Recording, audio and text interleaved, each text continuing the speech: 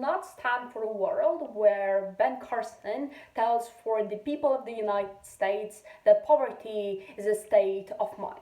We will not stand for a world where governments convince thousands that they account for their own failures as dropping out of school to provide for their own families, rather than tackling class and racial inequality through reforms and structural change. We will not stand for a world where millions of individuals look in the mirror and see nothing but failure.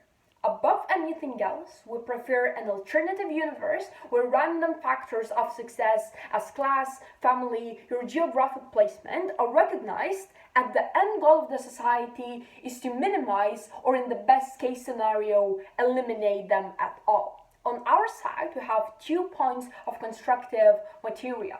First of all, why seeing success and failure as consequence of personal choice leads to immense detriments for individual psychological health. Second of all, why current narrative of work hard and you will succeed traps the most vulnerable individuals into disadvantaged structures of our society. But before moving on, I have 2 points of framing. Firstly, this debate is not about people sitting on their couches and waiting for random success to fall out of the sky on our side of the house. Because people are not dumb. People understand that if you will not apply for the job, you will not get them. They understand that if you will not exercise, you will not be fit.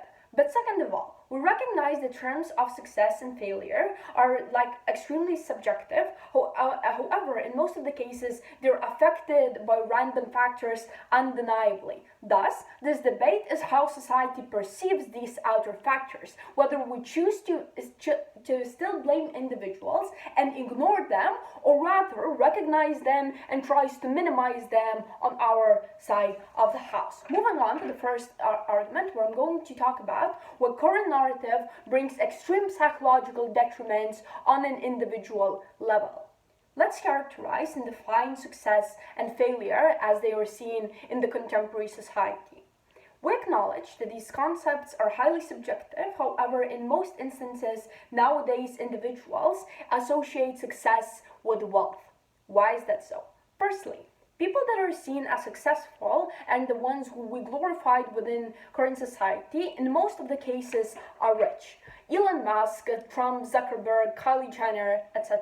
Second of all, we're living into increasingly consumer society where our ability to buy and access goods is being portrayed as success and general end goal of our lives. Third of all, even though personal success for one can be having family, for another to travel, and for the third to remain healthy, that will never be achieved if your family will be starving, if you will not have money to buy plane ticket or access crucial healthcare facilities. At the end of the day, it all comes down to money. Why is this important? Accumulation of wealth is determined by random outside factors that individuals cannot control. Roma people in Lithuania are facing workplace discrimination on a daily basis, disallowing them to get well-paid jobs. Indigenous people in Australia had been deprived of education for literally years, eliminating any possibilities of upward mobility. For your gender, ethnicity, geographic placement, the family that you were born into, these are random factors that determine each of our success undeniably. Why is this crucial? Under the status quo, these random factors are either completely disregarded or overshadowed by the notion of if you work hard, you will succeed in 2 ways. Firstly, in order to avoid scrutiny for structural issues as poverty or lack of educational opportunities, governments employ strategy of victim blaming. This looks like Zimbabwe government blaming parents for spending less on kids' education, even though they struggle to buy food for the same children. But second of all, exclusively successful individuals are being worshipped by our society. This looks like Americans pointing out to the presidency of Obama and claiming that African Americans no longer face structural discrimination in schools and workplace. What are the impacts of all of this? People are convinced by the governments and the society that their actions determine their success. They internalize this feeling, and whenever they fail, they blame no one but themselves. Single mother living in the poverty-stricken suburbs of France, working 9 to 5 job, blames herself on a daily basis for being unable to buy Christmas gifts for her children. Thousands of African Americans believe that they are complete failures because they are constantly comparing themselves to Ben Carson or Obama, completely disregarding that their success is limited by completely different outside factors. This changes on our side of the house in two ways. First of all, we have completely different perception of success in our world in terms that we justify the absence of it in general.